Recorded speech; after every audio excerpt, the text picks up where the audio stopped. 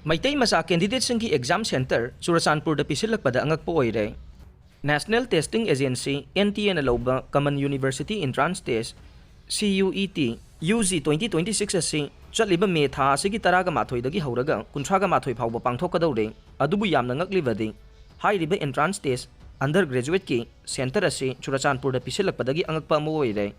Pangthokadoriba Common University Entrance Test 2026 asida Meitei Macha Candidate kaya amagi exam center asi Churachandpur District ki Raven College BSF Road Churachandpurda leiba asida piraklay.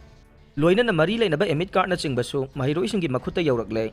Adubu buffer zone thamduna Meitei amata sangba ngamdana leiriba Churachandpurda matau karamna Meitei candidate singna parikha thaba changadoribano haibasi achouba wahang ama oire.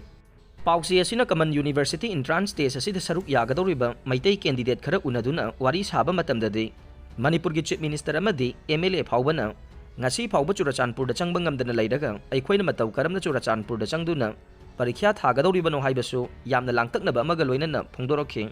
Loinana parikha center asi hongdokpinaba mari leinaba authority da taksilagani haina candidate singna phongdorokle.